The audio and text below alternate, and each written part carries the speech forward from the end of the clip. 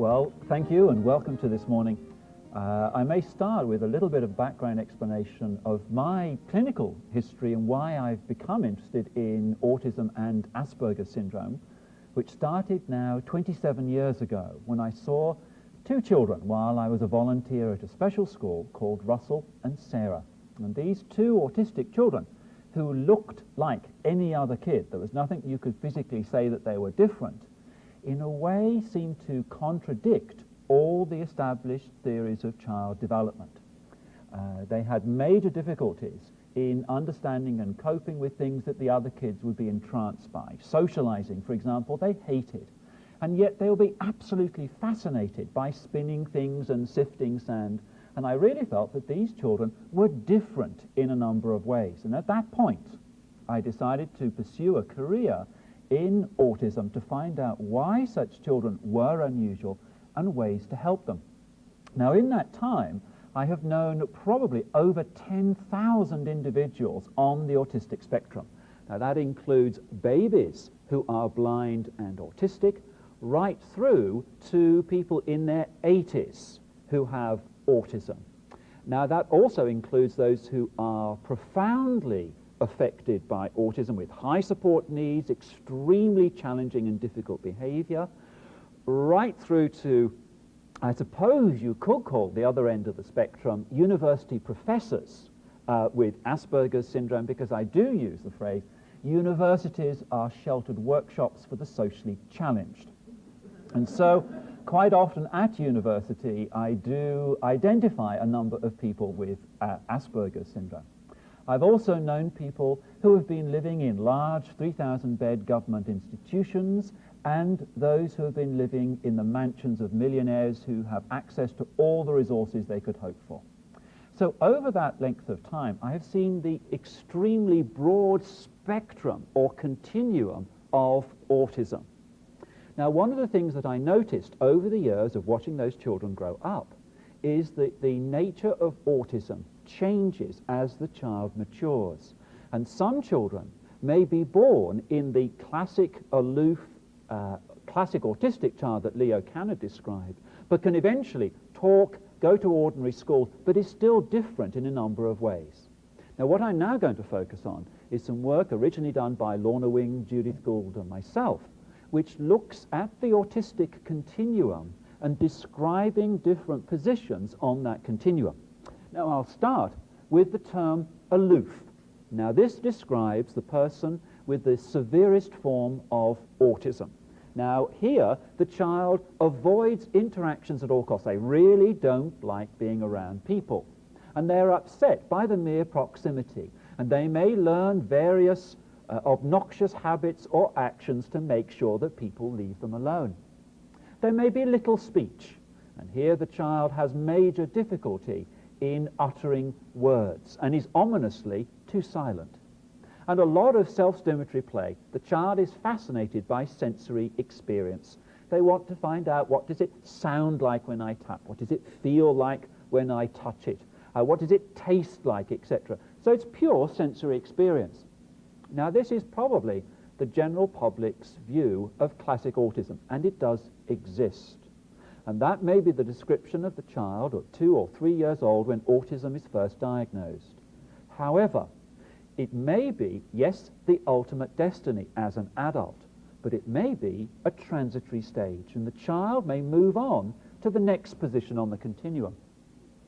And this we call the passive group. And this group actually will go up to people for something they want.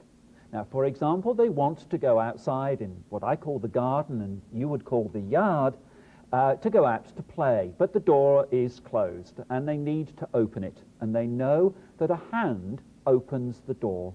So they will look at hand height for a convenient hand, grab the hand and take it to the door. So in a way, you're almost used as a disconnected object for a particular purpose, or for physical stimulation. And here you have the feeling that your body is an adventure playground. and the child climbs up you and pokes various bits and plays with the dangly bits and long strands, etc., and clambers all over you as a nice, soft adventure playground. There's a strong preference for solitary play, and here the child will play in the sand pit or the swimming pool for hours on end and be quite content with their own company and transfixed by what they're doing. Speech is limited and may include echolalia, where the child can only speak by echoing what you say. And here the child may have inner language, but requires what we call an external prompt to initiate speech.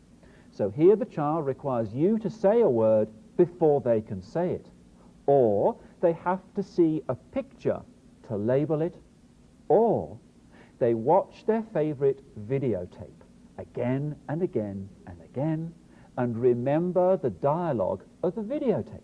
So you have a child who may be interested in Thomas the Tank Engine, has memorized all the dialogue of Thomas the Tank Engine, and at the right time, in the right context, uses an appropriate phrase from Thomas the Tank Engine, but it's not original, it's borrowed from the text. And that's one, not the only reason, why such videos are fascinating for such kids, because it gives you a means of speech.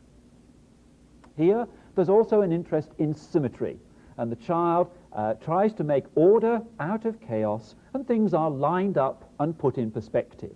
Now, the trouble is, of course, once a room is set in a particular pattern, if you move a chair an inch out of the way, the child immediately recognizes, and it's got to be put in that position. So there's a fascination with symmetry and collecting specific objects. Now, other kids will collect whatever is popular and the media in their advertisements say you must buy. Now, here the child is fascinated by odd things. Now, some of them are unusual. I've known children who have collected drain covers. You would have those here? Yes, drain covers. We had one child who, whenever he visited anyone's house, immediately went to the toilet to collect toilet brushes. And he would collect as many as he could and would have extreme distress when his parents left that he had to return the toilet brushes. And these objects are spotted from 1,000 paces. The child is delighted to see them and is very distressed when they have to go away. And it seems that this is a security blanket that must go everywhere with them. So this is the passive group. Again, this may be the diagnostic starting point. And this profile describes the child at 2 or 3. It may be their ultimate destiny as an adult, or they may move on to the next stage. And the next stage we call active but odd, which really clearly defines a very simple way that the child actively goes up to people, but when they do, they are very odd indeed. And such children are actually attention-seeking. And people will say, he can't be autistic because he likes attention. The trouble is, he does silly, repetitive things to gain attention, and when he's got your attention, he doesn't know how to maintain the interaction. So what happens is that the person approaches others very often, but a very short duration. Also, the speech tends to be restricted now to repetitive questions, often questions that the child knows the answer to. So they'll come up to you and say, what colour's your car? When's your birthday? What's your mother's name? And they will go on again and again on these set questions. It's as though they have to know the answer, and that's their only vocabulary in a social situation.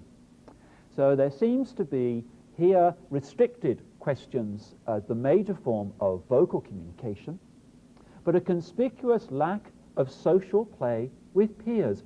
The child goes up to adults, total strangers, without any concern at all. But other kids are those things that interfere with what you're doing. They get in the way, and they really either prefer to be by themselves or in adult company.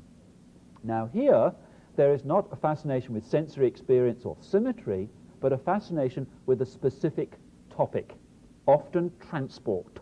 It tends to be trains, trucks, tractors, vehicles of some description, or later on things like dinosaurs, insects or electronics, etc.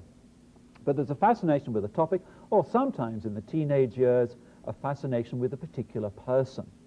So the main themes have continued throughout the child's development, but move perhaps to a more advanced level. Now, active but odd may be, again, the diagnostic description of the young child. It may be their ultimate destiny as an adult, or a transitory stage on the way to Asperger's syndrome. And this is how our current knowledge of Asperger's syndrome was born, by watching children who were aloof, typical Kanner's autism at 2 and 3 years old, no speech, very, very autistic. For reasons we can't understand, by the age of 4 or 6, developed the ability to speak, or by intensive early intervention programs, acquired these skills. So they were now going to school. They could talk, but they couldn't have a conversation. They were intellectually as able as the other kids, but they lacked social common sense. They were fascinated by obscure encyclopedic knowledge of various topics, but was not necessarily what was popular with their peer group. So these children were no longer classically autistic in the traditional sense, but they still had a ghosting of the main signs. Now, Leo Kanner, in the mid-1940s, described the general public's classic aloof autistic child. His fellow countryman, Hans Asperger, also from Austria, described what he originally called autistic, but we now call Asperger's syndrome, children at the upper end of the autistic continuum. And what I'm going to go through now is the signs that we look for Asperger's syndrome in a diagnostic assessment. Now, one of the key features we look at is the social skill of that child. And really you do need to socialize with the child, to play with them, watch them in the playground, or with older children, interact with them, to check certain specific social skills. One of them is the degree of reciprocity, the balance between the two of you, the fair share of airspace and time. So here, the child may do one of two things. Either they come up to you, have you got a cylinder mower? Have you got a cylinder mower in the garage? Where's your cylinder mower? What happened to the cylinder? And you just go, what? And you have this immediate intrusion into your personal space and conversation with a topic that may not be relevant, and that person has an enthusiasm and breaking your codes of conduct which sort of takes you quite aback. And they will dominate the interaction. They are in your face, literally. Or you do a lot of work to get the child to respond.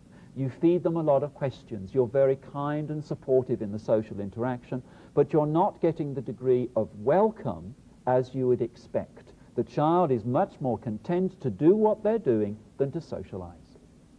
And certainly, there's a lack of inclusion of the other person and other children in what the child is doing. And to a certain extent, this lack of inclusion may lead the child to develop strategies to maintain solitude.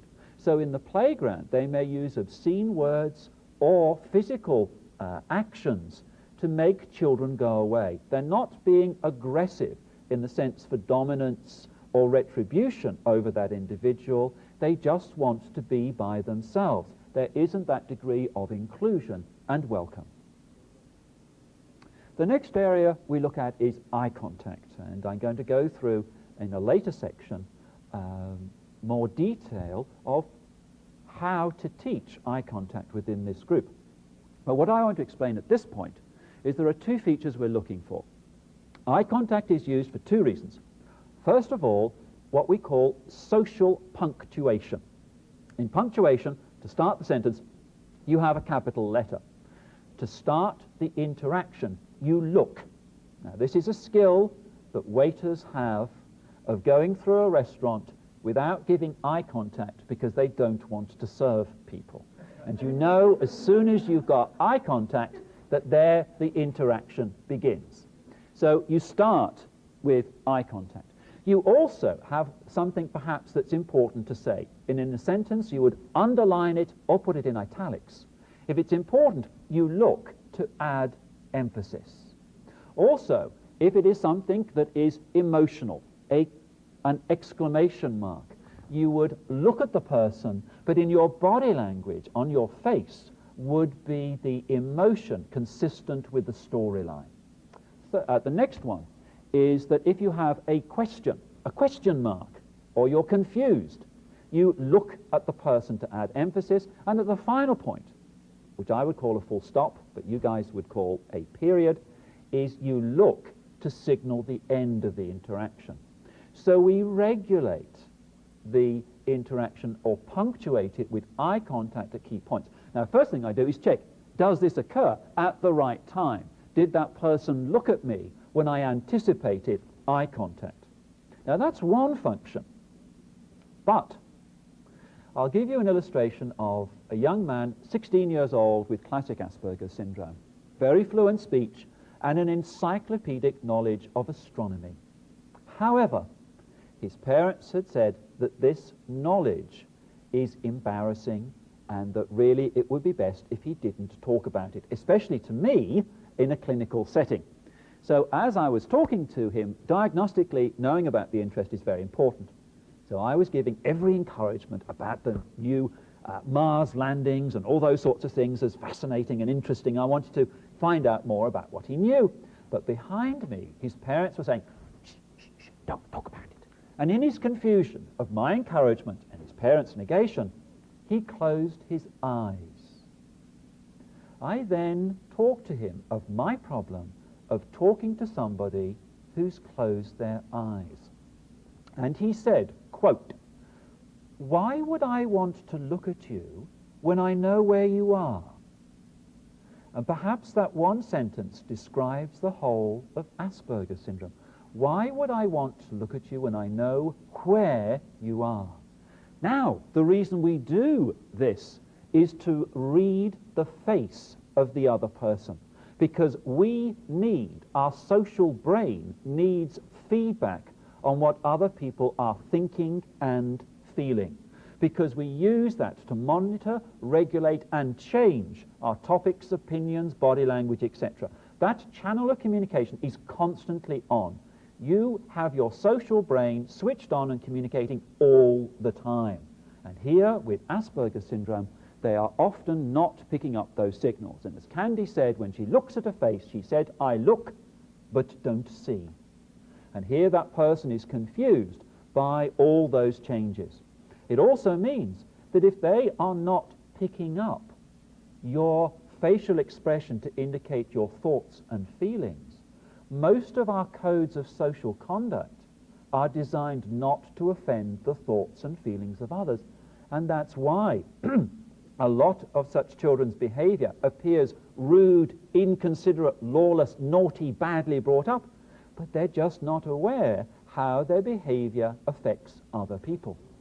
So eye contact is crucial to check, does the child read my facial expression? Next thing I do is definition of friendship. Here I often ask the child, "And who are your friends at school?" They'll give me, "Oh, the so-and-so, so-and-so, so-and-so, so-and-so." But the parents behind are going, no, just, well, they're an acquaintance. They've just arrived at the school. They're very nice and kind and so on. But I don't challenge that as far as the child is concerned. They are their friends.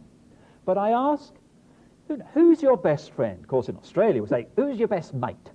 And they'll say whoever it is. And I'll say, David. Why is David your friend?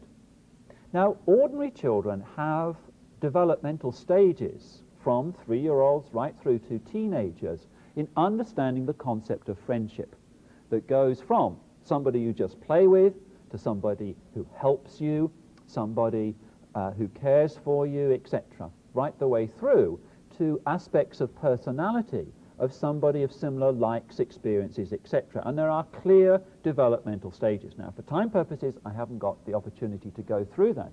But what I do is look at the child's intellectual ability and their level of maturity in the concept of friendship. Because many of these kids will play successfully with much younger children or older children who are very nice and kind to them.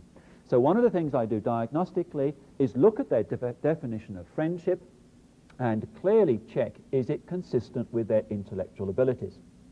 Now, in a later session this morning, I will be going through how do you teach friendship skills, and I will go through those stages so you can see at each particular stage what is the curriculum to teach that skill. Because these children have to learn the social curriculum, not only the academic curriculum, but the social curriculum too. So they are under enormous stress. I also ask for a description of the teacher. Who's your teacher? Oh, Mrs. Smith. Oh, Mrs. Smith. I don't know Mrs. Smith. What's she like? And that's what the kids go. She likes good work. Well, which may be true. And I say, what sort of a person is she? And they'll say things like, she's a girl, which may be true. And she may be delighted by that term, but it may not be an accurate description. She is a lady, a girl. Or what sort of a person is she? Nice, kind. Okay. And what happens here is that the person seems to divide people into two groups, nice and kind, and not nice and kind. And here there is a lack of vocabulary to describe characterization. Where other kids, oh, she's a bit cranky, but there again, she's fair with this, that, and the other. And they will be fluent at knowing different personalities and different people's moods and changes. And so I also ask for a description of the parent. What sort of a person is your mum? Nice, kind, which is lovely to hear, but maybe somebody who should, by their intellect, have a more precise vocabulary to describe characterization. I then look at play with peers, and as one teenager with Asperger's syndrome said, as he came in from the playground after I'd watched him playing very imaginatively on his own, I said, and why don't you talk to the other children? And his reply was, no, thank you, I don't have to. Well, no, you don't have to. So here there is a child who has a fluency of speech, and parents may have spent years trying to get them to talk, but now chooses not to with their peer group. So often that splendid isolation is quite comfortable for that child. And when we look at aspects of peer pressure, quite often they are not as motivated to gain the currency of the children. Whatever is trendy in clothing, toys, etc. And that means we are now actually coming up to Christmas, that Christmas presents for such children are unusual, where the media is telling you what to buy. We've had one child, for example, recently, who all he wanted for Christmas was road signs. And with a bit of ingenuity, you can do that. But then you can at least guarantee that when he opens the present, he's delighted with what he sees, because if he isn't, he will tell you. More on that later. Competitiveness is interesting because in this, it's quite complex.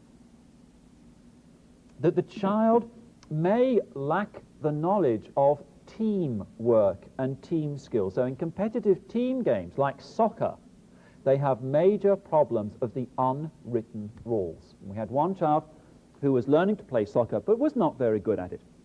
And because of this, they put him in defense. And what they did was put him right in front of the goal. Because at least even by standing there as a statue, he might accidentally deflect a ball going into the goal. So at least he was of value to them standing there. However, the ball landed at his feet, and the cry came up from everybody, pass the ball, pass the ball. And someone from the opposing team said, to me, to me, to me. So he did. And the person scored a goal. And he couldn't understand why his teammates were angry with him for allowing that. But he had no idea of that social common sense. You never have to teach other kids. They are born with that. You don't have to teach them friendship. You, in fact, as a teacher, spend more time stopping them socializing than actually encouraging the social element. Another aspect of competitiveness is that the child may have a very high expectation of their own level of performance. And if they're doing a page of writing and they get to the last letter E, and the E is just a little wrong, it's and thrown away. And the teacher, oh, but it's wonderful. No, it's not good enough. And they have a very high expectation of their own performance. And that is why, I'll just say briefly, as adults, I would recommend a tradesman with Asperger's syndrome. And in fact, I think on their trade cards or business cards, they should put Asperger's syndrome as a positive quality, because you know you'll get a perfect job, okay? You know there's going to be an extreme attention to detail. It's going to be a craftsmanship approach, and no way will they sell you a bad product. In fact, many have major moral problems and have a strong sense of morality. Okay. So, however, that does mean that the child gets a lot of anguish if things are not right, and we have to encourage the kids to accept when things go wrong. One of the things that I'll be mentioning a bit later on is social stories, developed by Carol Gray, and I am a strong advocate of social stories by Carol Gray, but you may have to explain the unwritten social rules are actually written down in a story format tailor-made for the child. And you may have to explain to them that it's okay to make a mistake. We learn more from our mistakes than our successes, that the teacher deliberately designed it to make a mistake so you would learn, and to go through the whole process of making a mistake. Because for many with Asperger's syndrome, the worst insult is to be called stupid, and they are very worried about that component. They may also have problems of what we call rank order. Where do you go? Always got to go first. Not necessarily to be superior, but to know their position in the line or the sequence of people. Because when you do tests and all those sorts of things, you could go anywhere. And that unpredictability, that chaos, is unacceptable. So I've got to be in this position every time.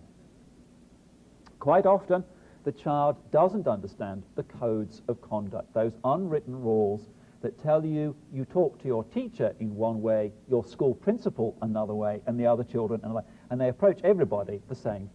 And they don't seem to understand, and I'll give you an illustration we had with a child who was with his mother at the supermarket checkout. And in this situation, he spotted a lady in front of him and pointed to her, and in a very loud voice, heard throughout the supermarket, said, "Isn't she fat?"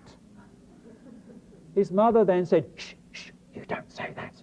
To which he replied in an equally loud voice, "But she is fat."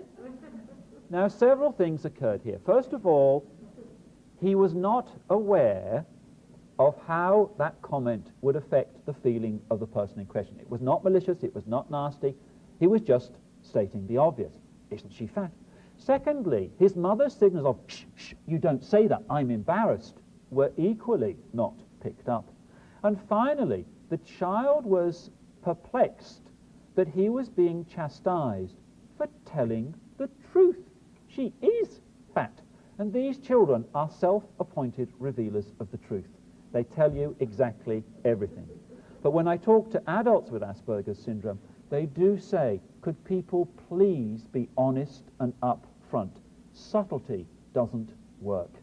So I've learned with people with Asperger's syndrome, if the conversation is prolonged and there doesn't seem to be a natural end and I need to move on, if I do all these subtle signals of I've got to go, it doesn't work and the person follows you like a magnet. What I have to do is say, "Thank you, excuse me, I must go, good to see you, bye." And off I go. And when I say that, the person's okay because I've shown clearly what I want. So it's very important to be honest and upfront, as equally honest as the person with Asperger's syndrome. Playground activities, often the child will find isolation in the playground, again playing very imaginatively, or I go and ask the school librarian, who at lunchtime is in the library reading about flags, dinosaurs, reptiles, etc. But often, where other children, their greatest time at school is playground. What do you call recess time or break time? Recess. And here it's social, chaotic, noisy, unstructured, unsupervised. It's beautiful. But for the person with autism or Asperger's, it's hell. And here they are at their most vulnerable and confused. So some seek isolation in that situation. The next one is deceit. And here the kids are breathtakingly honest. And if you say to them, "Did you do that?" They say, "Yes." And you say, "Well, don't do it again."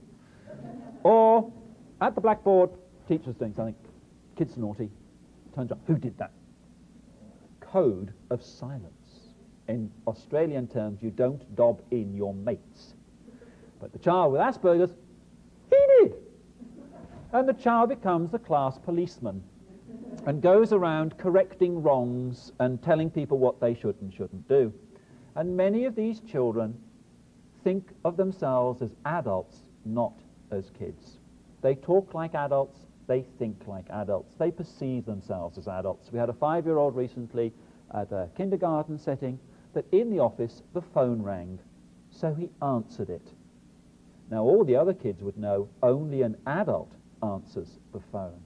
And so many of these kids see themselves as adults. So for other children, when they come up to them, they're that height of the other kids, but they talk and their morality and actions are more like a miniature adult. And it's as though for some, they never had a traditional childhood.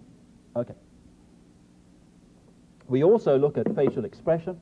And here, as much as I said that the child may have a difficulty reading your face, you may have difficulty reading their face. And diagnostically, I developed a tool which asks the children to make a happy face, a sad face, an angry face, etc. And sometimes, if I ask the child, can you make your face look happy? They'll go.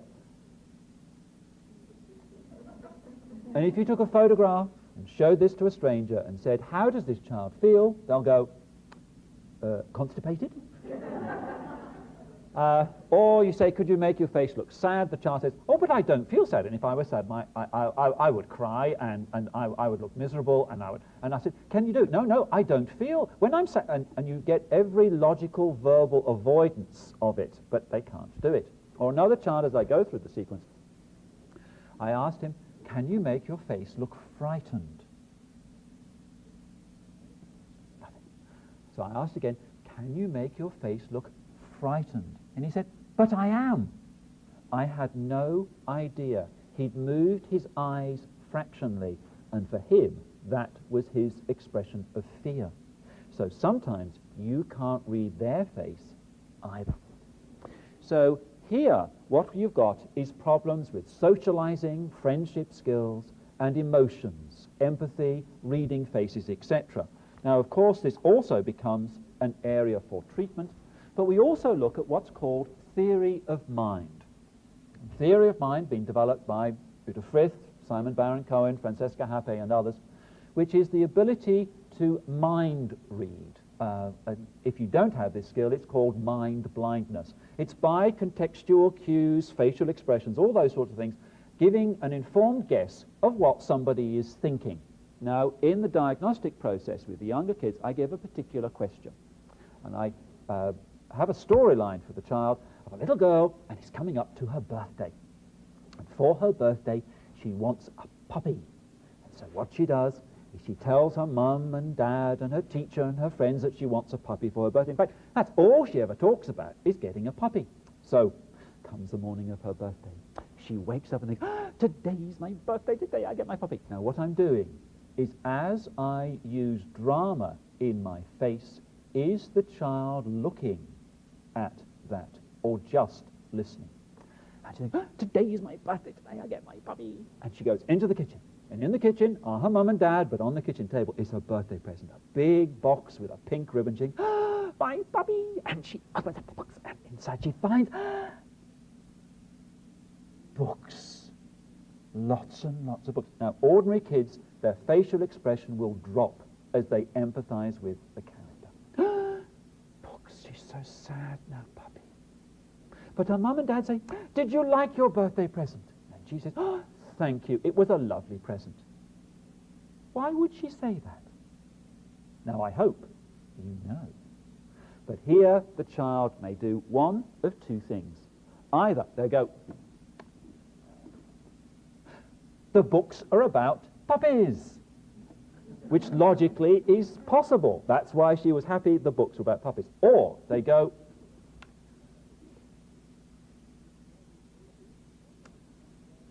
not to hurt their feelings. In other words, they have intellectually worked out what you did intuitively and with a speed of thought that was incredible. What's interesting is we can now give such questions to individuals and actually look at which parts of the brain are used for that function. And for theory of mind, there's a particular area in your frontal lobe that's very small that switches on when you do such activities. And that small area solves that problem very, very quickly. For those with Asperger's syndrome, who may give you the right answer, they use a different part of the frontal lobe, lower and larger. And what they are doing is using their intelligence to cognitively work out social problems in life. And that obviously means that what we have to do here is teach them what's required. And that's going to be the topic of a later session. I'm now wanting to go through the communication side because there are clear features of the communication skills, which is very obvious as soon as you start talking to the child. The first one is related to clarification, to the ability in the pragmatic sense to repair a dysfunctional conversation. So in my interactions, I'm a bit silly or make it a bit odd. And an ordinary child would say, well, I'm sorry, what do you mean? Can you give me an example? Or can you help me? Or seek to keep it back on track. And here, the child will do one of two things. I ask a question that they're not sure,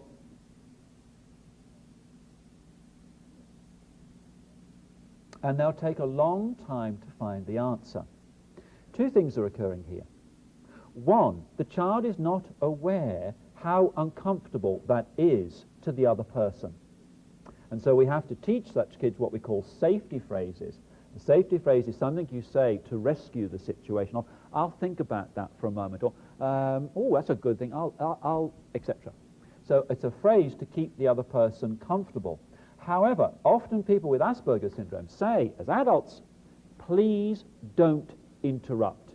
Because if you interrupt, I've got to go right back to the beginning. And so quite often when I ask a question with a person with Asperger's syndrome, I ask the question and I remain silent. I don't prompt, I don't intrude, I wait. And I know I'm going to get a very sensible answer if I give the child or adult time to work it out, but not to interrupt. Or, if in doubt, switch topics. Switch to something you're familiar with and that you know about. So if you're not careful, whatever you're talking about, the summer vacation, it ends up talking about dinosaurs. It always ends up talking about dinosaurs because the child has a degree of fluency, knowledge, and familiarity with their topic. So if in doubt, switch topics. We also look at the degree of reciprocity, the degree of balance between the two of you. Is the child interested in your opinions, your ideas, your suggestions, and if you take the topic off to a tangent, do they follow you in that way? So what we have here is a balance of airspace where the child dominates the conversation, as in the social skills, or you have to ask many questions and get very monosyllabic answers in return. I'll just briefly mention one young man I met with Asperger's syndrome who had been misdiagnosed as schizophrenic. And the psychiatrist at the psychiatric unit felt, no, I don't think he's schizophrenic. Could you have a look at him just to see if it is Asperger's syndrome? As I arrived at the psychiatric unit, in the waiting area, I talked to the nurses, and the nurses said, by the way, don't talk about punk rock groups. Now, this was not a sensitive topic that made him very agitated, almost paranoid perhaps, or deluded about this. They said, he'll bore you to tears. So, I asked him about, because he was very quiet for a while and chatting away, and I said, I hear you know about punk rock groups. That was it. I had this huge lecture on punk rock groups. And in that situation, as an Englishman of my English origin, I could have gone away, made a cup of tea, come back, and he wouldn't have noticed I'd gone. I could have died of boredom right in front of him, and he would still have carried on. All those signals were missing. But as he gave me this huge encyclopedic knowledge of punk rock groups, at no stage did he say, are you interested in punk rock groups? What groups have you seen? What CDs have you got? Etc. It wasn't a balance between the two of us. He just gave me this encyclopedic monologue on his favorite topic. And I'm sure he had great delight in telling me all this.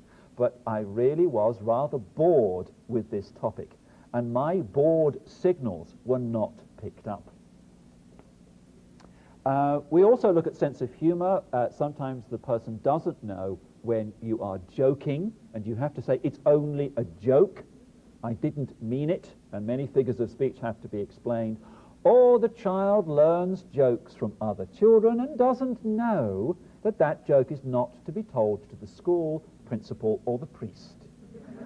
And they don't seem to understand that you have certain hierarchies or social hierarchies as to what you say. They just think it's wonderful. And I know some adults with Asperger's syndrome who are prompted by their wives at dinner parties not to talk about this or not to tell that joke to this person. We also look at tone of voice, and here the prosody is unusual. That's the melody, pitch, rate, intonation, etc. Now, the prosody tells an enormous amount of emotional information. You add emphasis, and that change in pitch, rate, rhythm, etc. tell you a lot about the feelings of the person concerned. Here, with Asperger's syndrome, they are often more concerned with the thought and the content, the semantics, than the social emotional component. So here, the tone of voice can be a flat monotone that is syntactically, in the sense of grammar, wonderful, but it lacks that melody or pitch that you would expect. Sometimes there are problems with volume, and here it may be that the person is too loud and devastating, and their voice can be heard at 1,000 paces. Or we find anxiety inhibits fluency, and some, when anxious, especially in the classroom, will stutter or become mute. And there are children with Asperger's syndrome whose anxiety has affected their fluency so great that they cannot speak when anxious, especially in school or social settings. So mutism is something that does occur. It's rare, but it can occur with such children. Sometimes their voice or words is very precise and exact. And if you say, well, we did that in about 1993. No, it was 1994. And you suddenly go, oh, I'm sorry. And they are very pedantic and exact. We're very precise.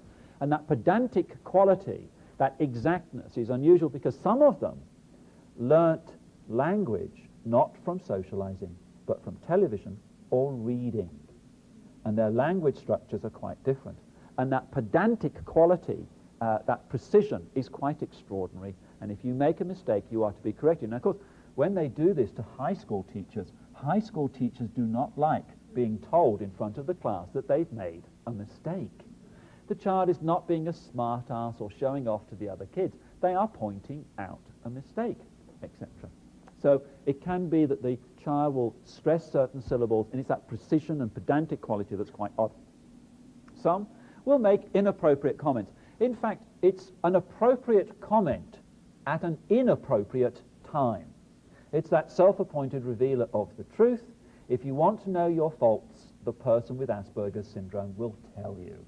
Okay? So if you want honesty, ask the person with Asperger's syndrome. Subtlety is not in their vocabulary. We also have problems with literal interpretation.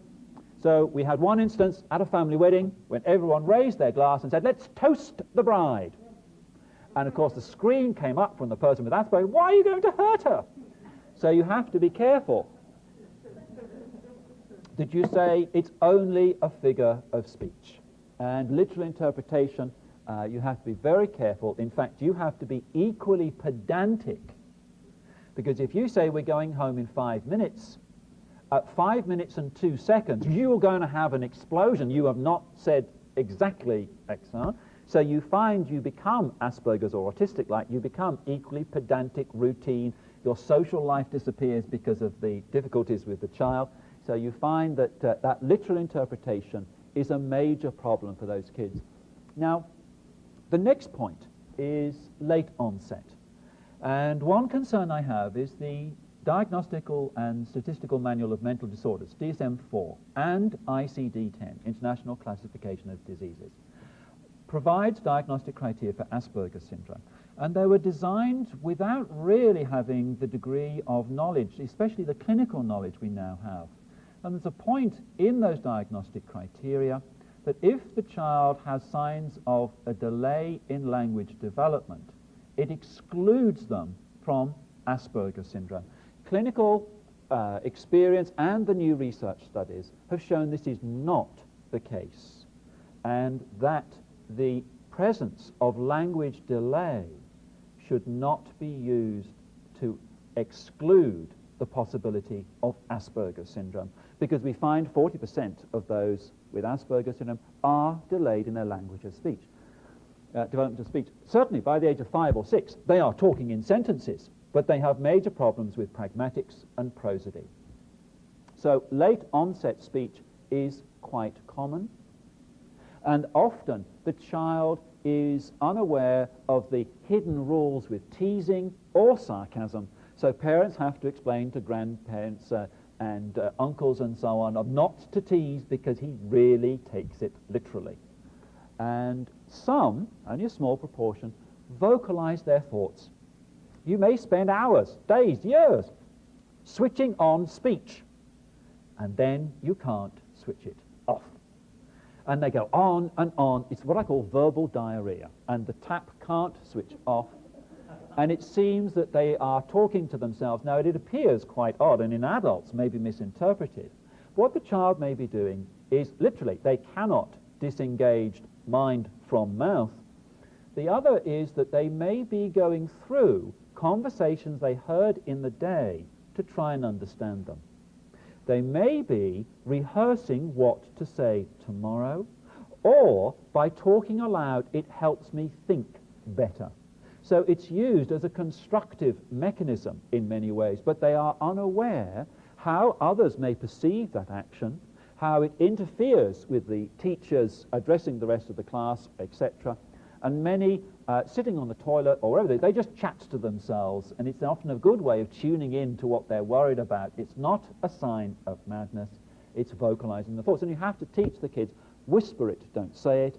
And some, later on, as they're thinking, you can still see their lips moving in coordination with their thought processes.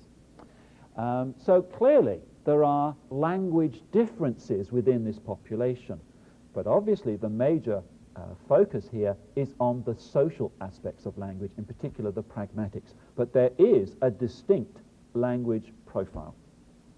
We also look at the cognitive or thinking side, and many of these children have exceptionally good long-term memory, especially for directions and as a photographic memory to remember what was in a room and so on. So long-term memory can be quite good. On reading choice, some are avid readers of their special topic, and you can't go past a library, bookstore or whatever without the opportunity to buy another book on flags or insects, and they are avid readers of their favorite topic. Sometimes for the girls it's not a scientific topic, it may be on animals or a particular author or adventure story. Computer skills. Computers were designed by and for people with Asperger's syndrome. Why? Because you don't have to socialize with it, it doesn't get moody, unlike teachers it does not get premenstrual tension or hangovers, it doesn't criticize you, it is logical and visual. And so for many kids with Asperger's syndrome, the way we teach is a social linguistic form for the majority of kids. The teacher socializes with you, dramatizes what they're doing, and talks. But here, the major way of learning is visual and logical, not emotional. Emotion and logic are contradictory. So what you've got with a computer is that sometimes, if you cannot teach the activity in the theater of the classroom, they will learn it very efficiently on a computer. The computer doesn't criticize you, you can zip it back, you don't have to wait till somebody comes and guide you through what's going on. And I must add, as I may explain later on, computer science may be a very appropriate career choice for many of these individuals who find the logic of computers is just so natural to them, and that many become the school's expert in computers, and that the teachers always go to repair, can you do this, can you do that, etc. And they know more about computers than many of their teachers, parents, etc. So do remember that, because it is an extremely lucrative career, and as a parent, it may be something you can consider. Later on in this session, I'll talk about sort of career options, but computers are very appealing. There can be specific learning problems, and certainly the learning profile is very odd. When they do intelligence tests, there's no consistent predictive profile. It's just varied. And so on one moment, the child will entrance you with their ability, and you think, wow, that was quick.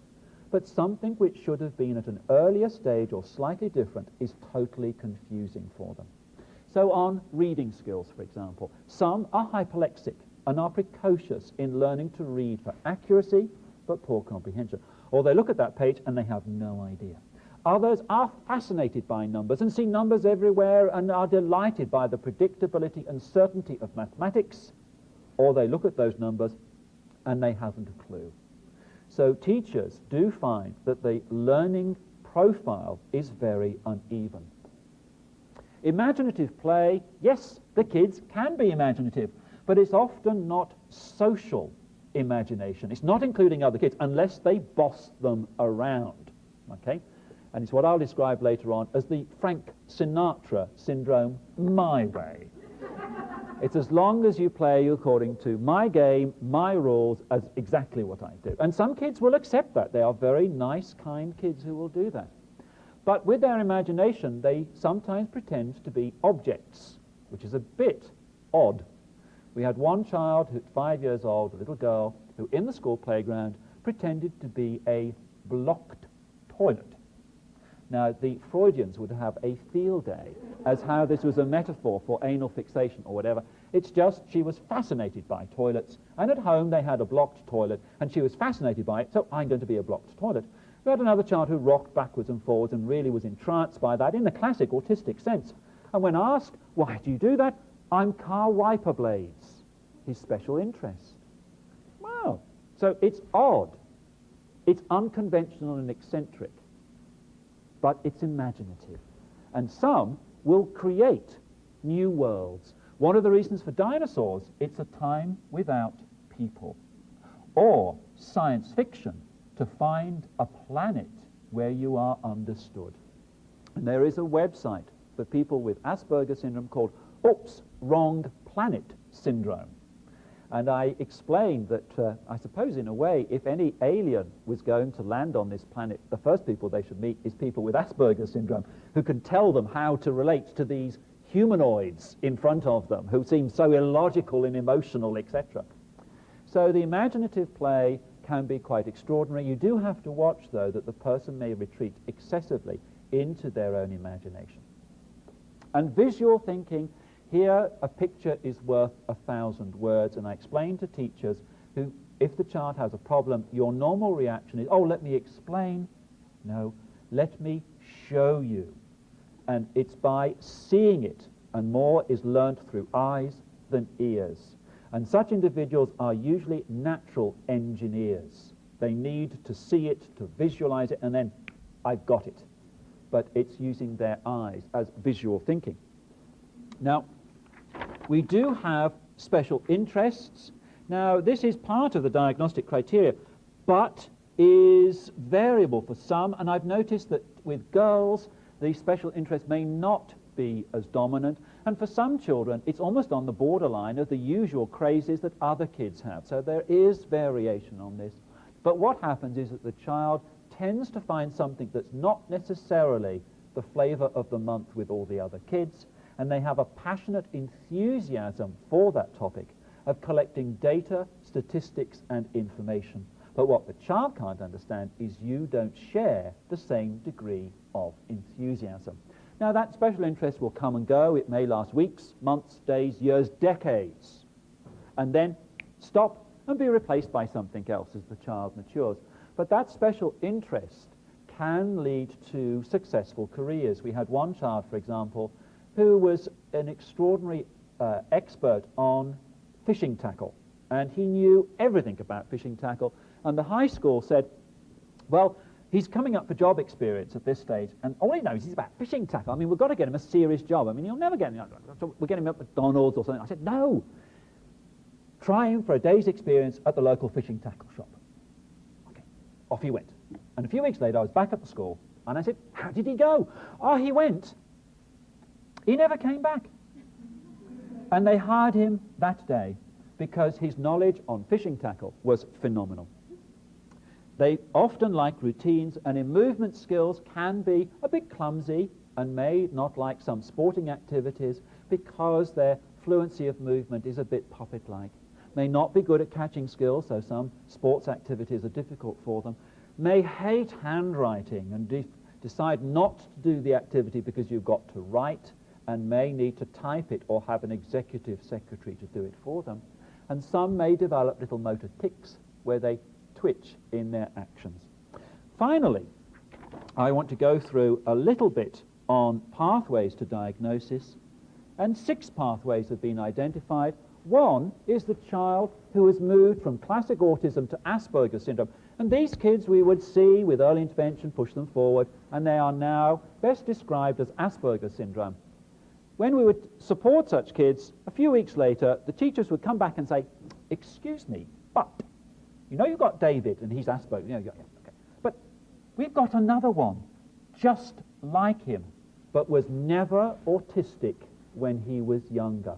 In other words, they started at this point on the continuum. And the incidence of classic autism is 1 in 1,000. In Asperger's syndrome, it's 1 in 300. So the vast majority of children with Asperger's syndrome will be diagnosed without a preceding history of classic autism. But they may have been identified by the teacher at school with their peer group notices those problems.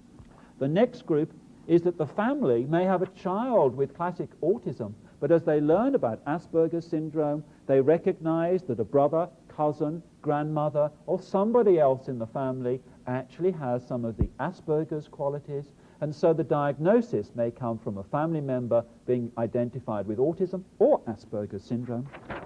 For some, it may be an atypical expression of another disorder. The language delay is identified and the speech therapist thinks, Asperger's syndrome. Attention deficit disorder is often associated with Asperger's syndrome, but perhaps picked up first, or other conditions like cerebral palsy and so on. For some, they may be picked up as teenagers, where the degree of stress and agitation at high school is so great that they break down emotionally with depression, anxiety, or anger, an obsessive-compulsive disorder, suicidal thoughts and actions, or explosive behavior is picked up by the psychiatrist who recognizes Asperger's syndrome, or some, to a certain extent, may superficially resemble schizophrenia, especially when they are very anxious, and when they are extremely anxious, their sense of reality can disintegrate, and it looks like schizophrenia. And for some, self-referrals or agencies refer, such as psychiatric services or forensic psychiatry. We had one who was, as an adult, referred for stealing a train.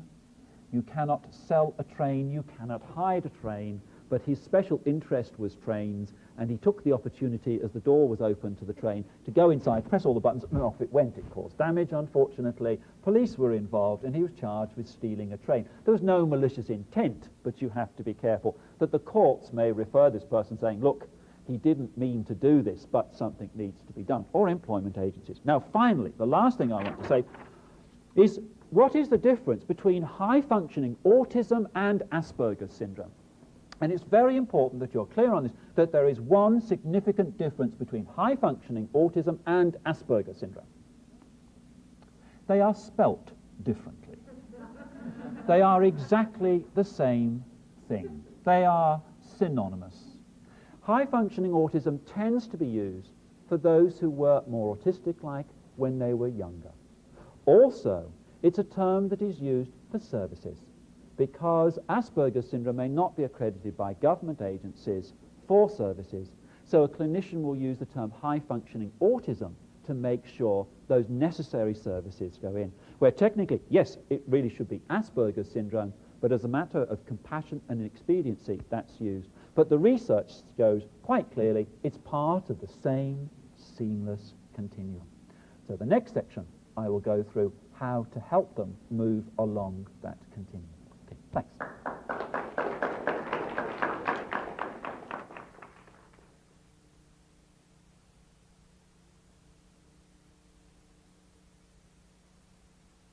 In the previous section, I talked about what is Asperger's syndrome, so I hope you now have a greater idea of understanding the challenges that such individuals face.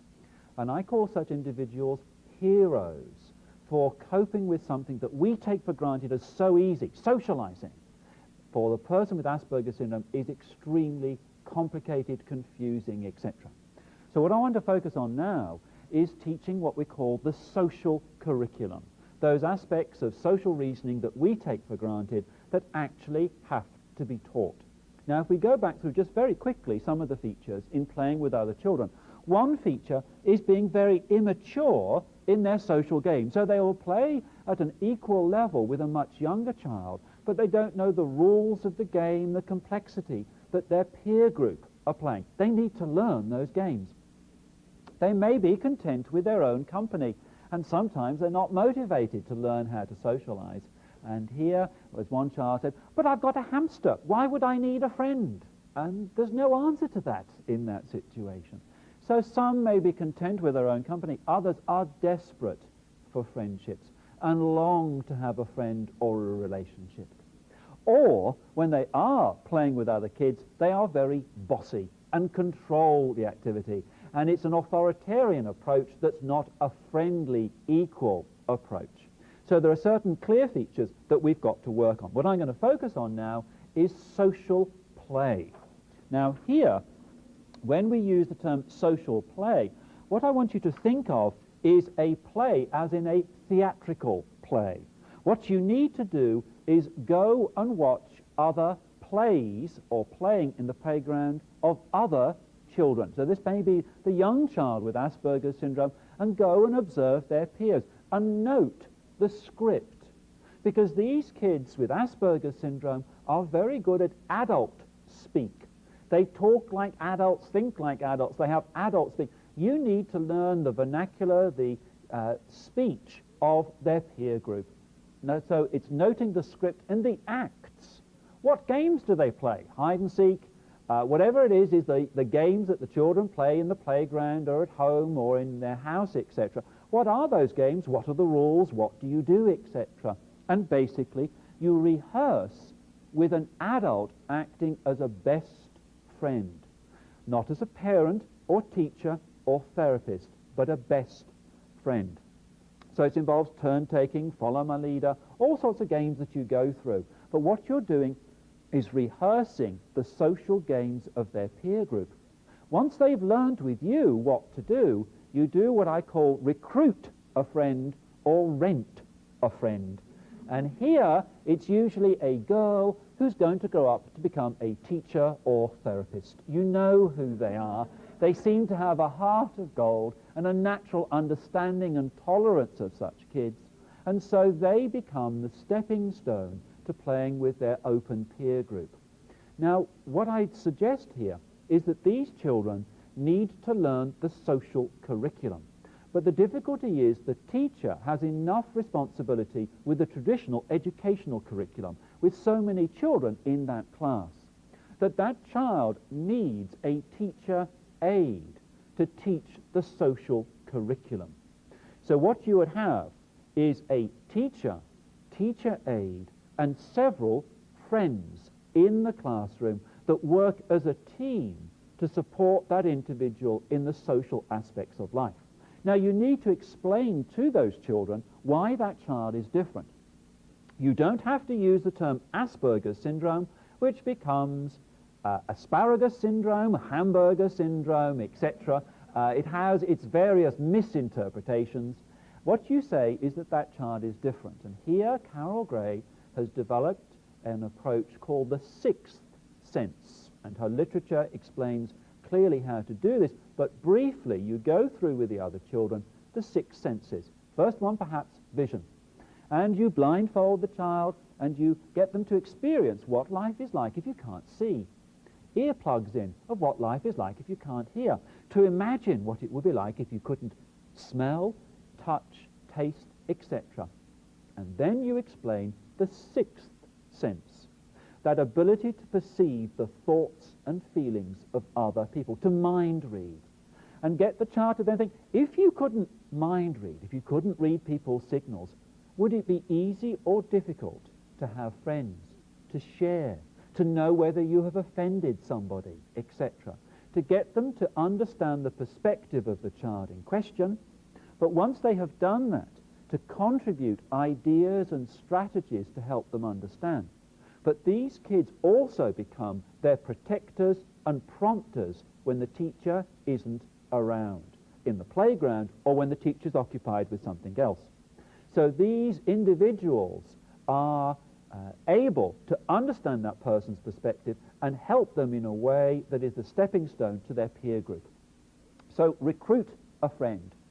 We also have, that we've developed in Australia, in Queensland in particular, is advisory visiting teachers who specialize in the Asperger's range, who are teachers who visit that classroom to tutor both the teacher and teacher aide in what to do.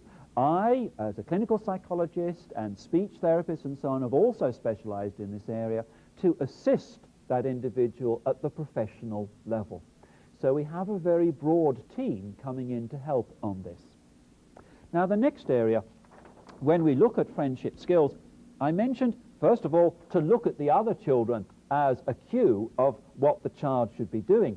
Now we look at the child themselves to check the errors or confusion in friendship skills. Now this is a quick checklist. It's not an exclusive one, but a simple one you can use just to see how well the child is doing in particular areas. First of all, the welcome. In other words, when other kids come up, do they say hi, or in Australian, g'day mate, or all those sorts of phrases that occur at that degree of welcome or inclusion.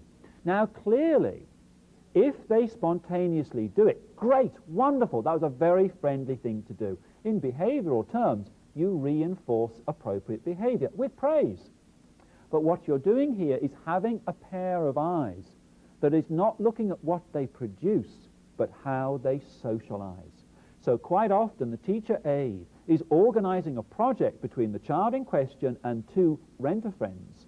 But what they're doing is perhaps using bits of old cardboard and blocks to make a rocket ship.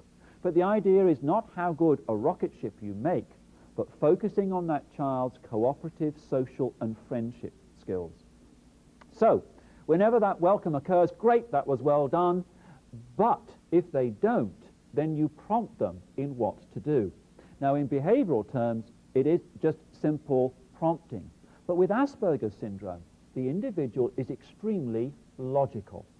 And they must know why. What's the point? And this is where Carol Gray's social stories are a way of writing down social common sense in a way that the child can understand why we do these things. And they've got to know why to help with generalization and understanding. So you may write a social story of the value of a welcome, why we have it, what to do, and especially how it changes the thoughts and feelings of other people. And that's a very friendly thing to do, because I ask parents, teachers, and all those who come into contact with the child to regularly use the word friendly. Oh, that was a friendly thing to do. If, reading a story, if you were his friend and he was stuck down a well, what would you do, etc. So you talk about the concept of friendly as a regular component in your conversation to try and get a focus on what's friendly behavior and not friendly. Assistance. Here we find with many children the concept of help makes a good friend. And between the ages of 3 and 6, if you ask many ordinary kids, what makes a good friend? Somebody who helps you. Now here there are 2 components.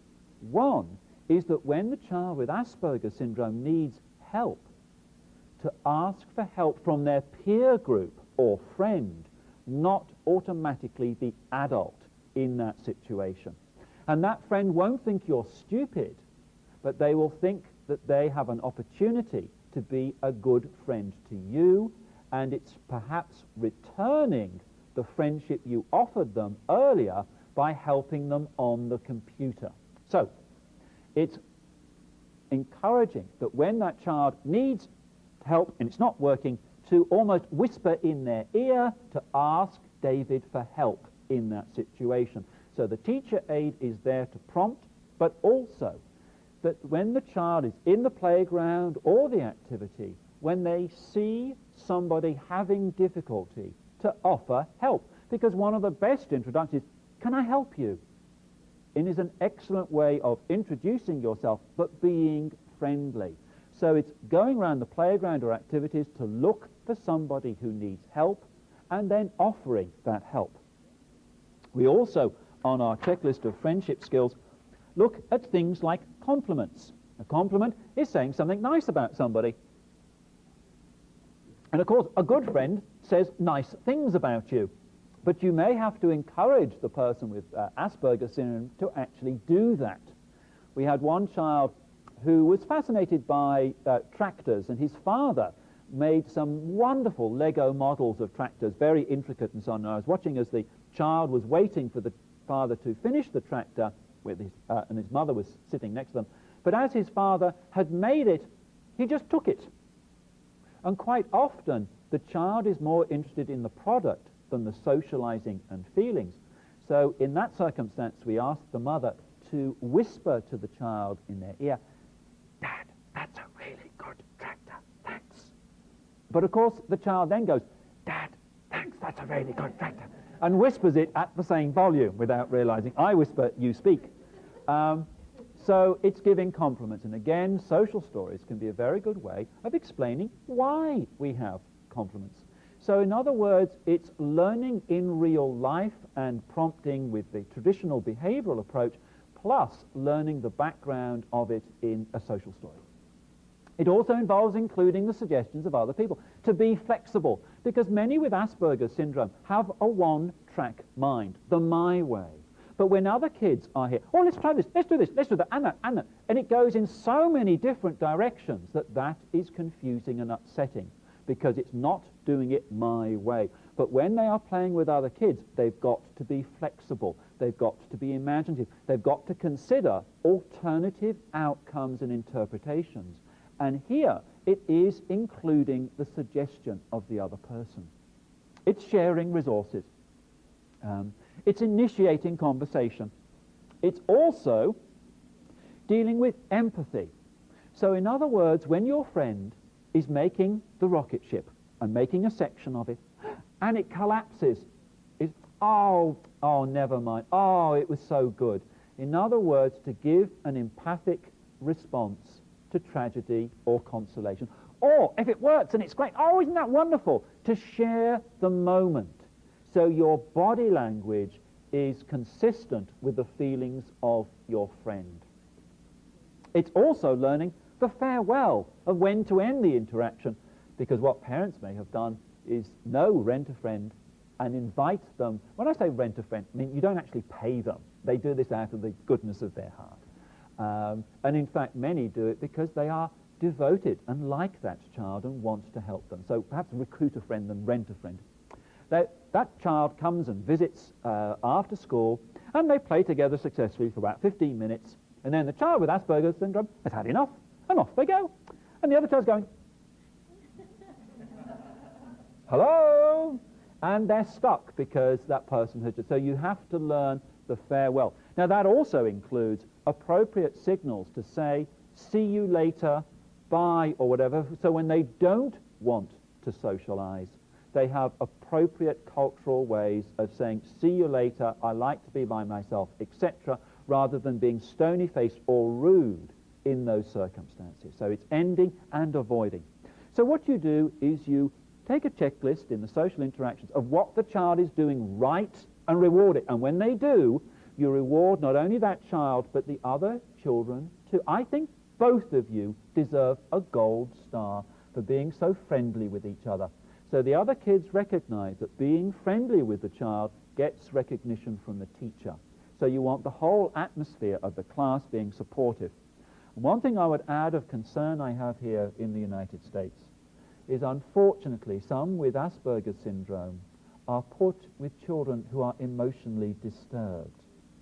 And what's very important is that the child needs to be with ordinary kids who are not only an appropriate model for friendship skills, but are also socially mature, smart, and stable in supporting that child.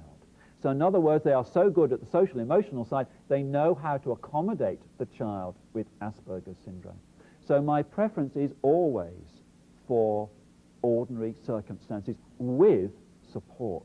The difficulty is that support is expensive and requires expertise, but that is the best environment. So we go through what the child can do, can't do, encourage, etc. But we also have what we call a friendship diary.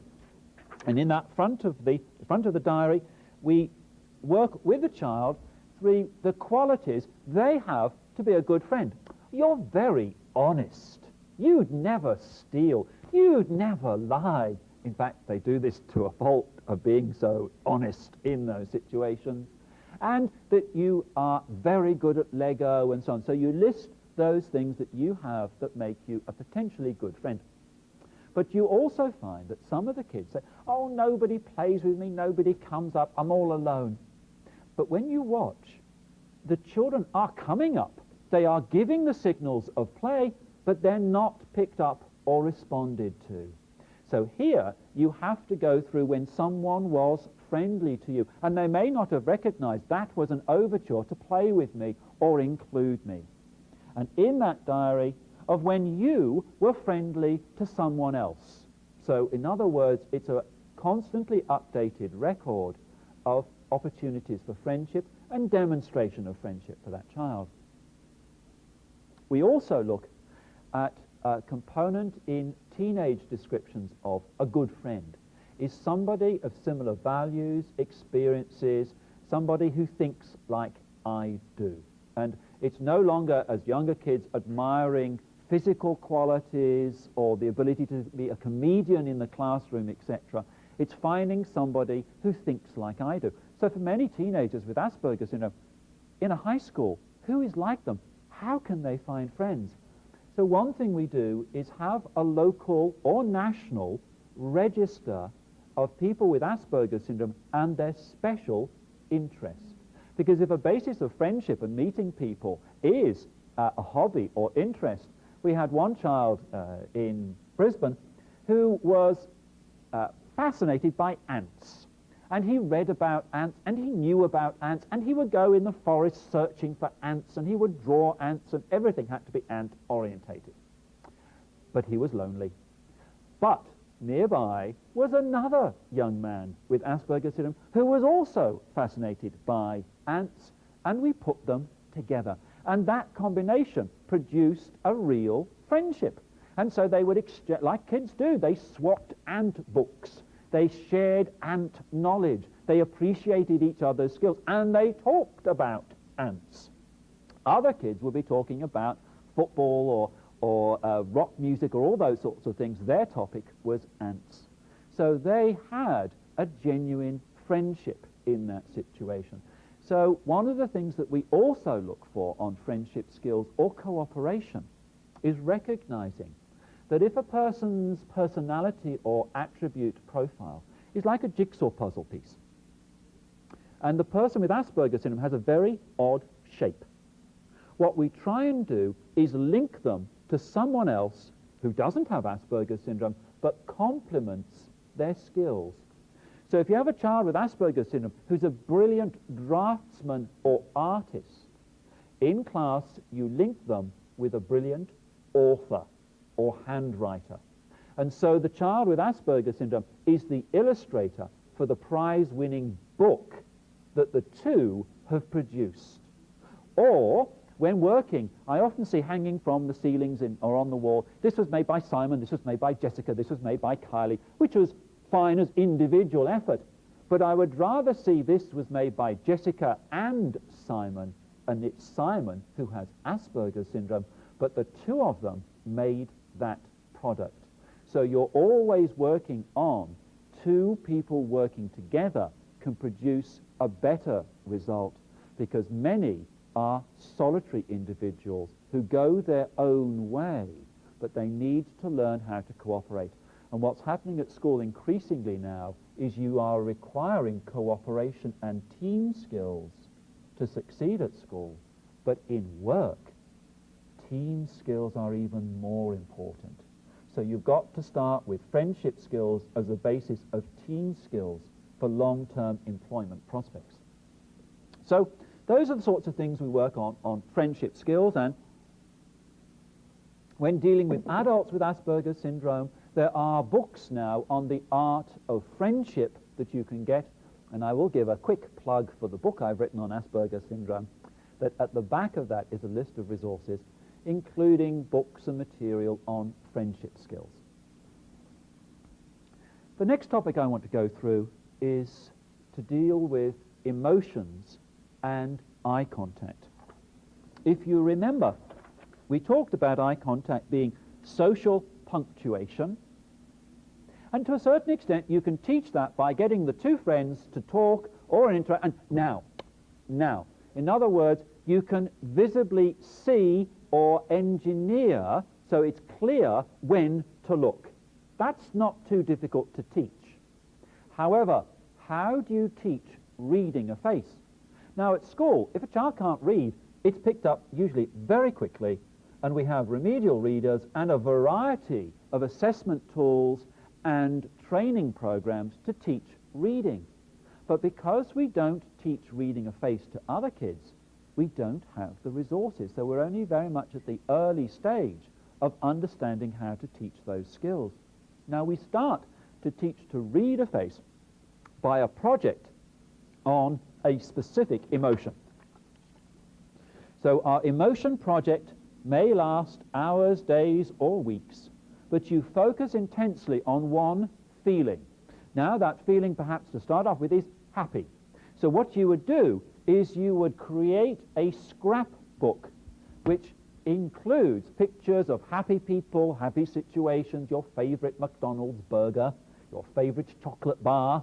I mean, I can think what mine would be: a picture of Earl Grey tea, a gin and tonic, a new Sting CD, all those sorts of things would, for me, engineer or associate with happiness, or a picture of a family reunion, or all those sorts of things. For me, I would construct my happy book. Now in that you would also add any compliment or success, so it's constantly updated. So when they've got 10 out of 10 for their English test, oh, hey, let's put that in your happiness book because I think it's a real achievement. Or something happens at success, oh, we'll write that in the book. So you regularly update it. Now this is important later on, because when that child is miserable, upset, and you need to change their mood, you can use the happiness book to change their mood. Also, for clinical psychologists interested in cognitive behavior therapy, cognitive means thinking, the happiness book can be a very successful way of changing thoughts of anxiousness, depression, or anger, and replacing them with happy thoughts using that happy book. So a scrapbook to do that. We also go through stories. And you go through the story so and so. Okay, now how could we have a happy ending? How could we make it happy so that the child learns to continue the story to produce that classic happy ending, that Hollywood approach?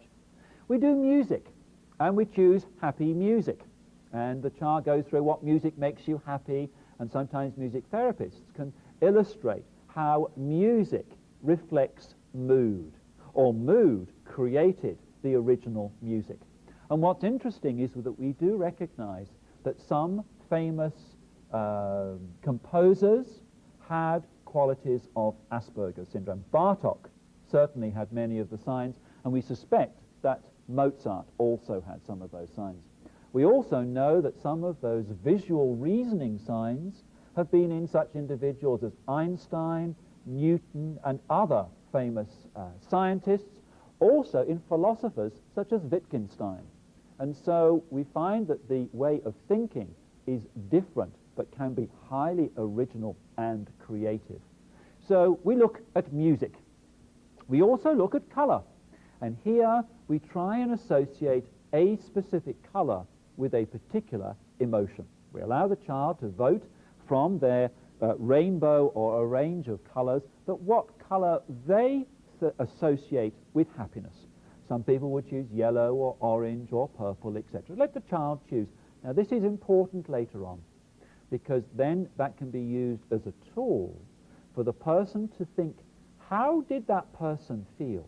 What colour, what crayon represents the way they were feeling, which gives you insight into their analysis, but can help you correct and inform the child of what was actually happening. More on that later. We go through the facial elements. How do you read the movements of the eyebrows, where the eyes are looking, the muscles around the eyes, the mouth, etc., that all move so quickly that tell you if somebody is happy, sad, angry, frightened, etc. We have that inbuilt area of our brain in the amygdala which clearly processes that information. These children need help. So what we do is use a variety of games and activities. For example, there is one which uses a large wall hanging of felt with a picture of a blank face. And on the other side are a series of different eyebrows, eyes, and mouths with Velcro. So you can peel it off and put it on there. So for the young child, they can see. It's like that game, Mr. Potato Head, those sorts of things. But fortunately now, there are computer programs designed for young children on how to draw cartoons that have on the video screen or computer screen, half of it is a blank face, but the other half of the screen is a multiple choice of different facial components. So let's see if we can find happy eyes. With the mouse, click and see how it moves across.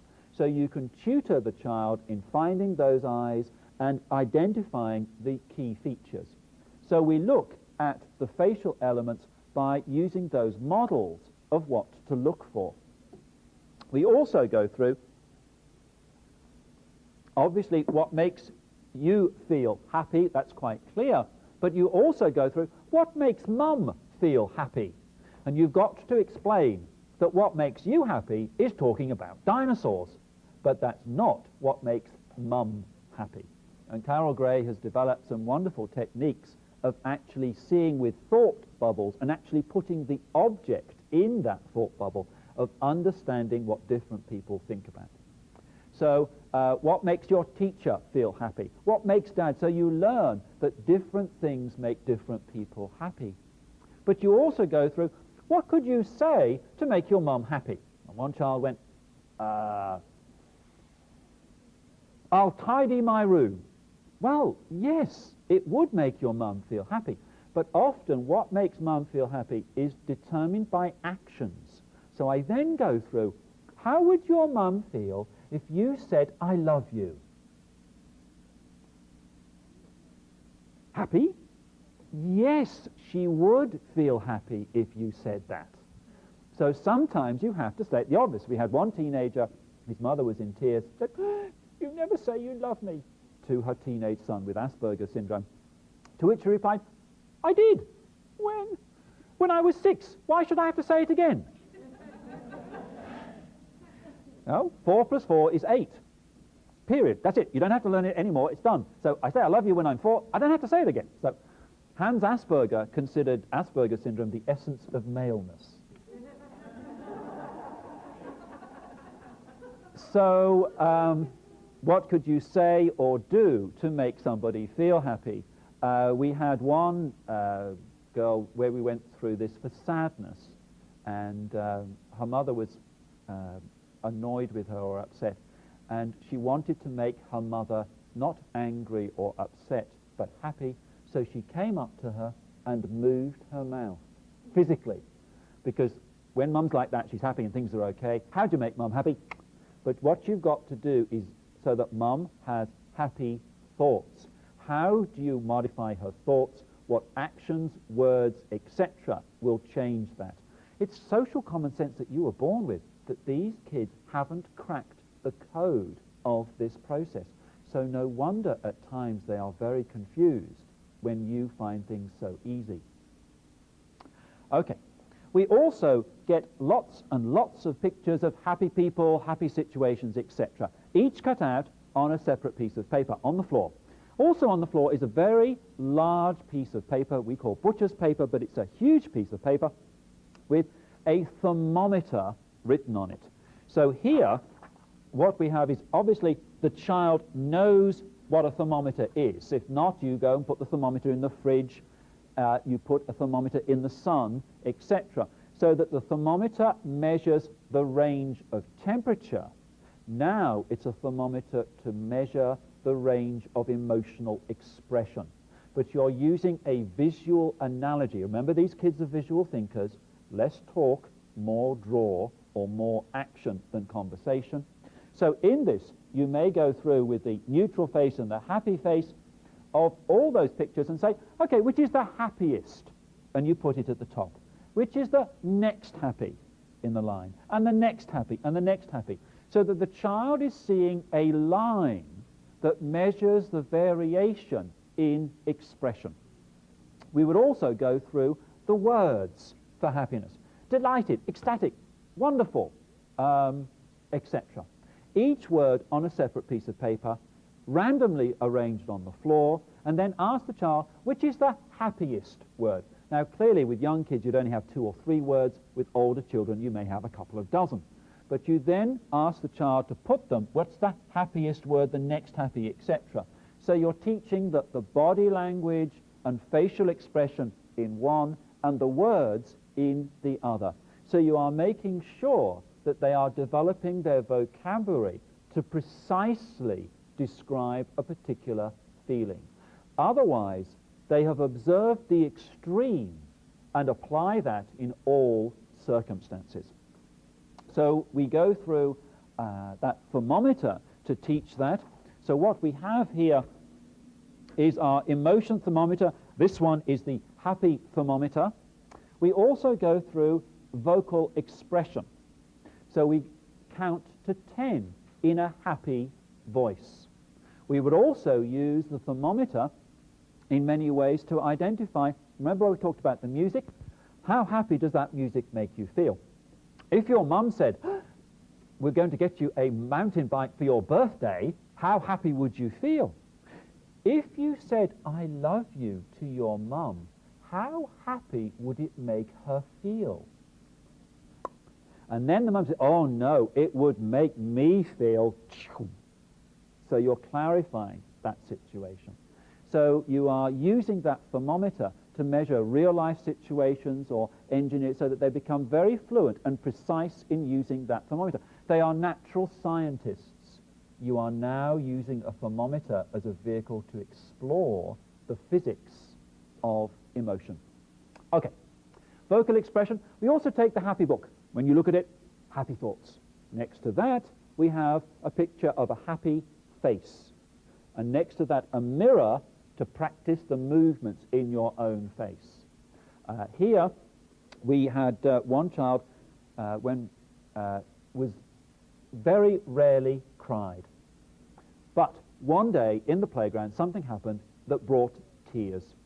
His immediate reaction was to run into the classroom to the big wall mirror and watch his face to see what was going on. Or we had one child, when his mother was crying, said, why is it raining in your eyes? So some of those components can be very confusing. We had one child who's standing next to his mother, but his younger sister was on the playground down the hill. She was on the swing, fell off, grazed her knee, burst into tears, and ran towards them. And as she approached, the child with Asperger syndrome turned to his mother and said, what face do I make? Okay. So often what you're having to do is what is your facial response in certain situations. So we would start with happy and sad. For example, if somebody's sad and crying, what could you do to make them feel better? The sad book goes through all the things that make you feel sad. So if that child is upset, they may not be able to tell you, But if you take out the sad book, they can point to what is the origin of their sadness and their thermometer to indicate how sad they feel, and then you can use the happy book of cheering the child up. So you're using these techniques to get across to the child that it is important to tell people how you feel, because they can help you, and that you can change your feelings and take charge of them. Again, the essence of cognitive behavior therapy, to teach you how to master your anxiety, your fear, your sadness, your anger, etc. So we do happy and sad as perhaps the first two. Now these can be done with adults too, with age-appropriate material. The next thing we do is look at affection, because many in Asperger's syndrome, when they like somebody, they are very affectionate. And those they like and those they don't like. And I, as a clinician, will find at the clinic, I hope I'm nice to the kids, but when I am nice to the kids, they treat me like their father. And they encroach on my personal space, etc. And it seems to be that they are not sure of the different levels of affection according to the person, or how to respond to the affection of others. So that when Granny comes along that they haven't seen for years, give them the biggest. One of their frightening times is Christmas, when it's all social and emotional, and that is hell of misunderstanding what's going on. So we do affection. We do what we call the circle of friends. We take a large piece of butcher's paper with a series of concentric circles. And in the center, we have a picture of the child and a picture of each of their immediate family members. Well, what we do is have lots of pictures of the child, family members, extended family, teacher, friends at school, strangers, etc. Lots of the pictures.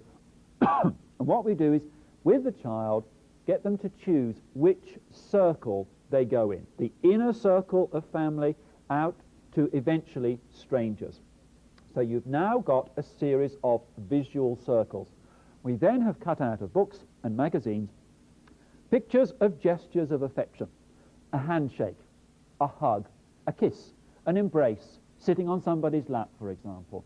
Lots of them. And then the child decides which circle they go in. And to see that when you like somebody, there are different ways of expressing that according to which circle they're in. But again, you are teaching social common sense in a visual way. It's not looking at each other and talking, it's doing the action together. And as they see the pieces fit together, it suddenly becomes much clearer for them to understand. And then you also talk about, for teenagers and young adults, stranger danger of sometimes their cues being misinterpreted. We also get, for some with Asperger's syndrome, it's not that they are over demonstrative, but the opposite. And some are too formal. And with their mother, it's a quick shake of the hand, and that's it. And that's the only gesture of affection you get, is a little touch. And that's where you can go through, that in that inner circle, there are other things that you can do.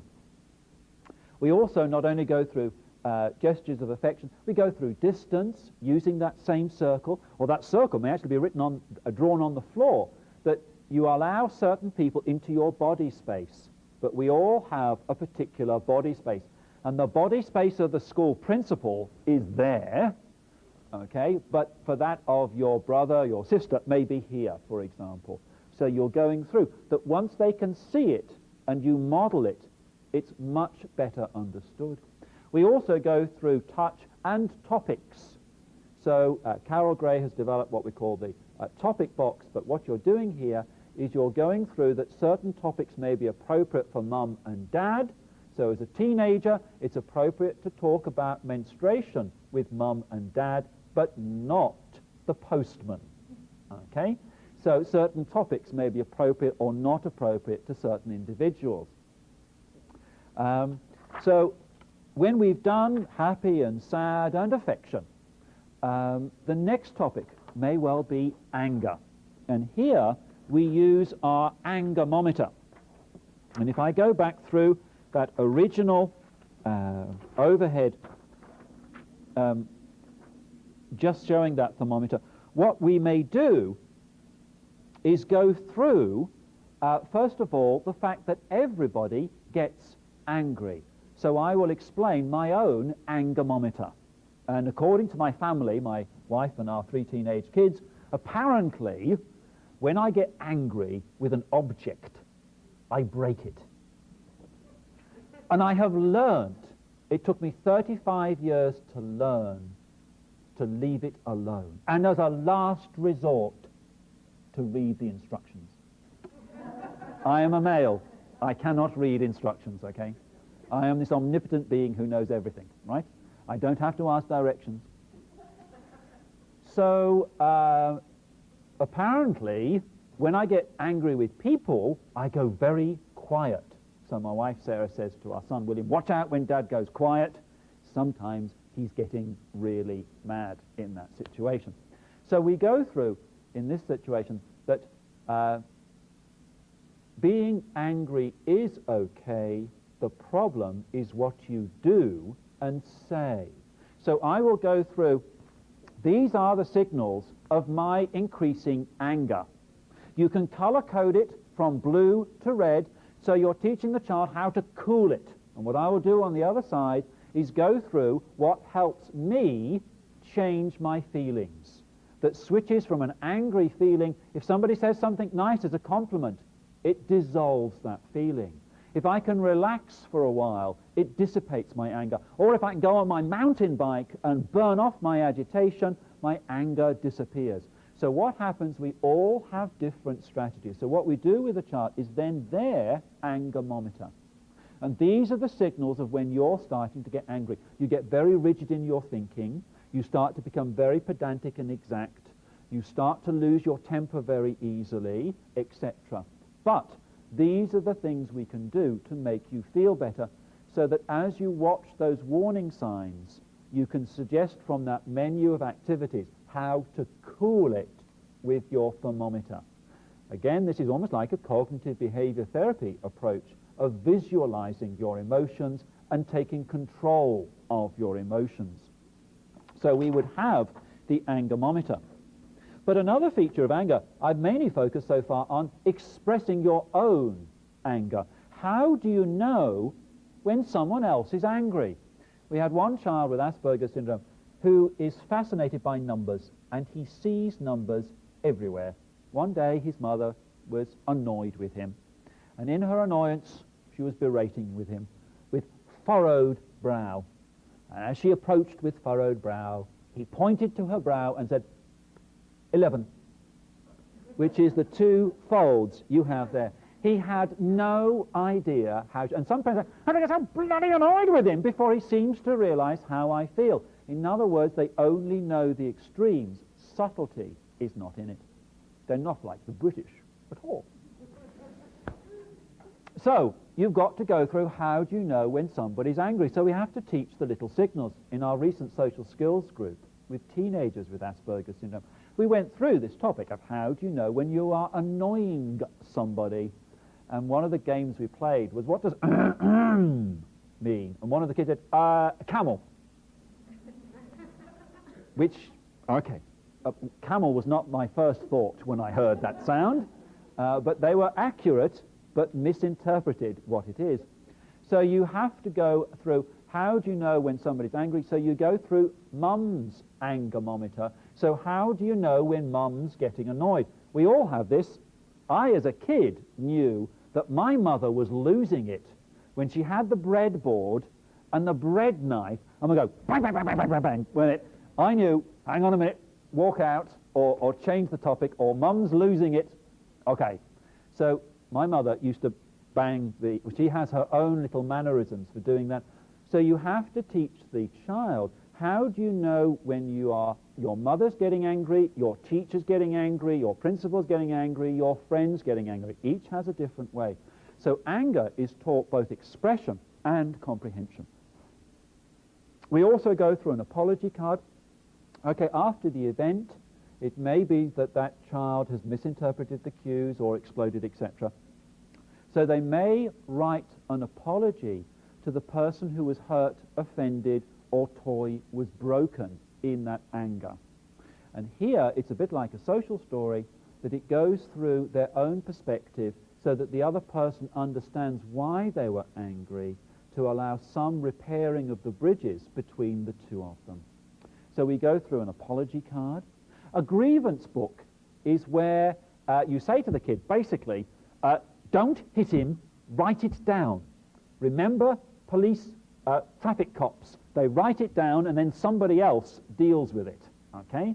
So what you're saying is write it down, give it to the teacher will act on your grievance. You don't have to do it yourself. Of course, school principals find these books invaluable in finding out what's going on that they ought to know about or shouldn't know about in that situation. So we have a grievance book. It's not on that list, but another point that I would add is you have to teach the child with Asperger's syndrome that a person can be physically hurt, but also emotionally hurt by what you say. Now, physical hurt is visible, a bruise, a limp, etc. It's clear. However, the inner hurt is not so visible.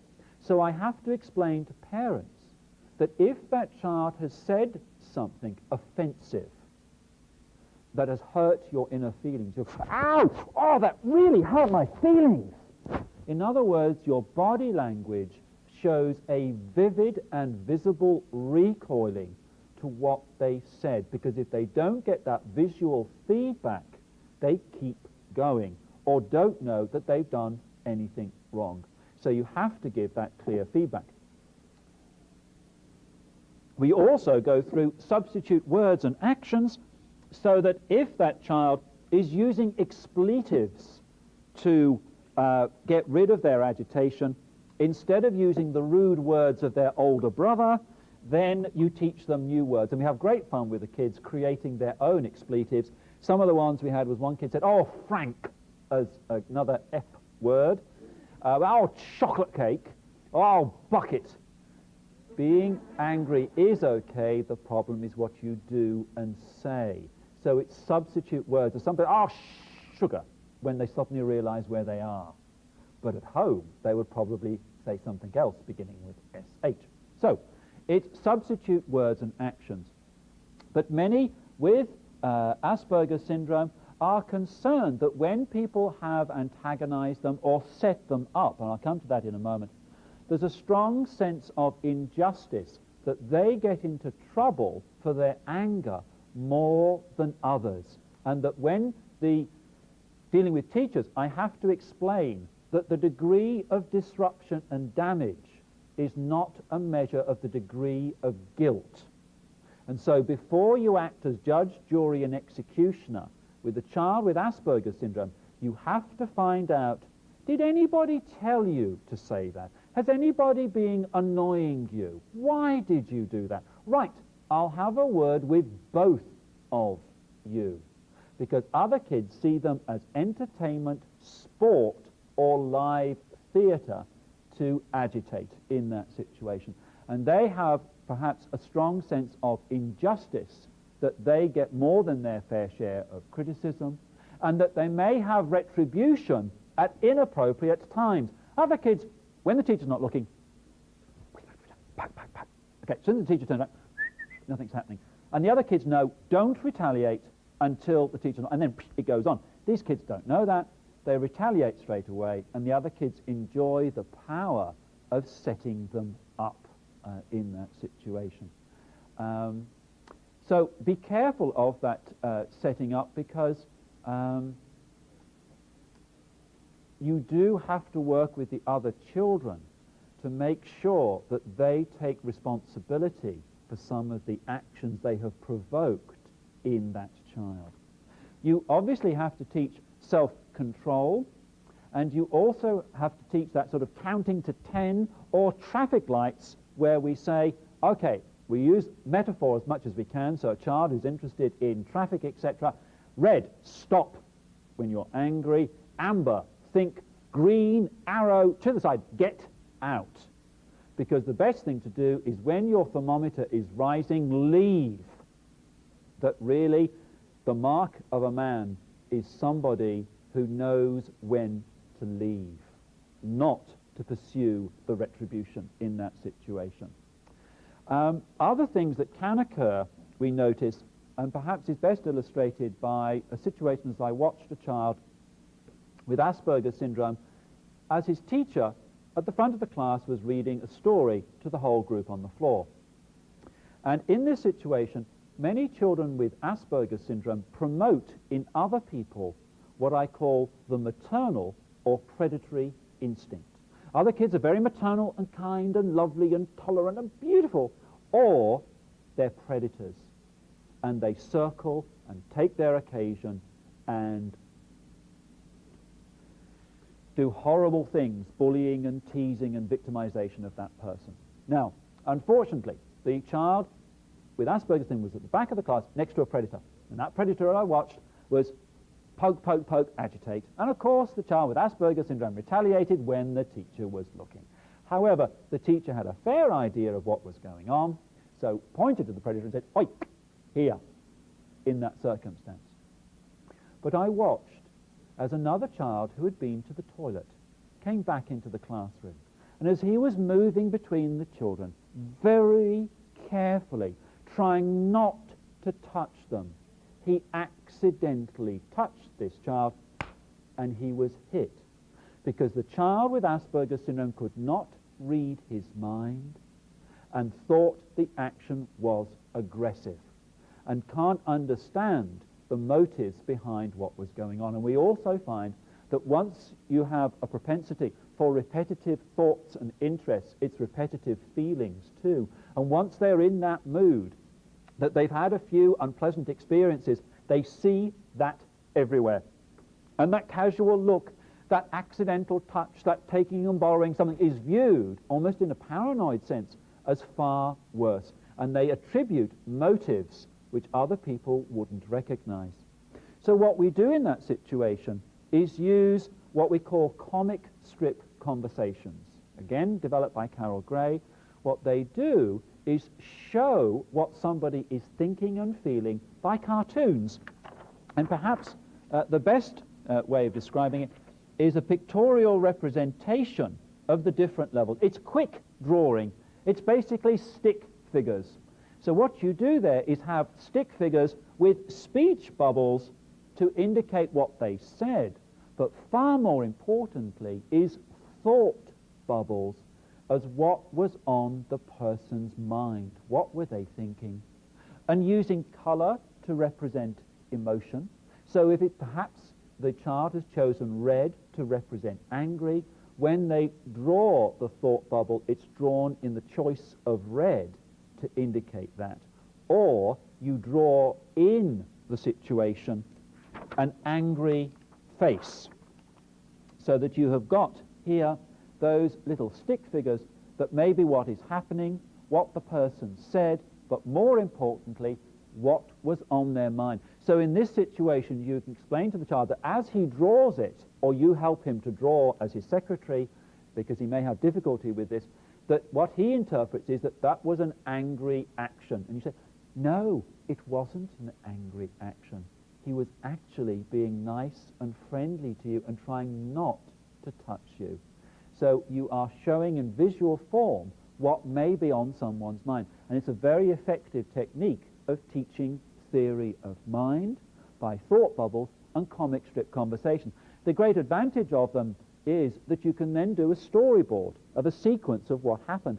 But if it's on, say, a whiteboard, and that's what happened, you can then rub out a particular phrase that the child said and say, is there anything else you could have said? This is to a bully, perhaps. And you could have said, I don't care. Or if somebody's teasing you about your hair, you could add another joke.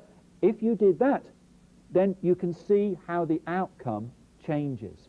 So you're giving the child a recipe of alternate options to different outcomes. So if that situation occurs again, and he does that again, for example, with touch, a safety phrase of, why did you do that? Are you trying to hurt me?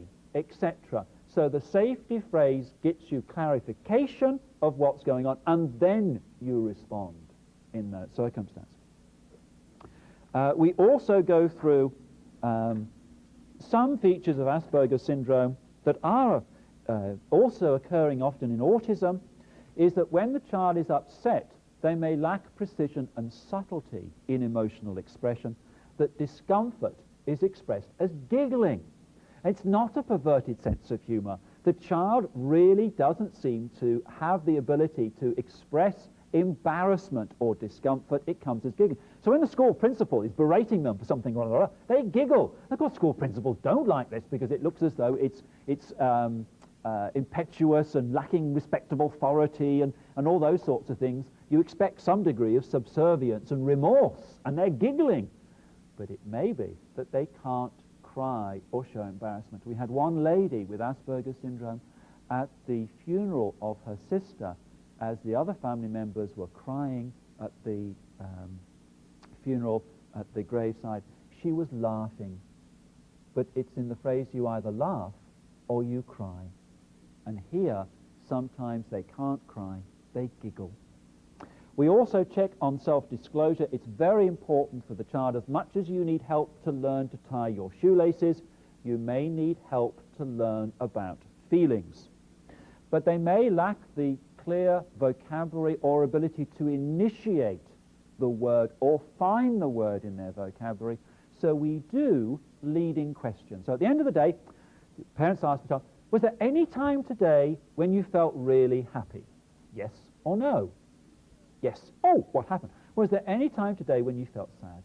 Was there any time today when you felt angry? Was there any time today when you annoyed someone, etc.? So here you're giving leading questions for a yes-no answer, which leads you into this area. Or writing a diary. And for many of the kids as teenagers, it is appropriate at the end of the day to write or type a diary.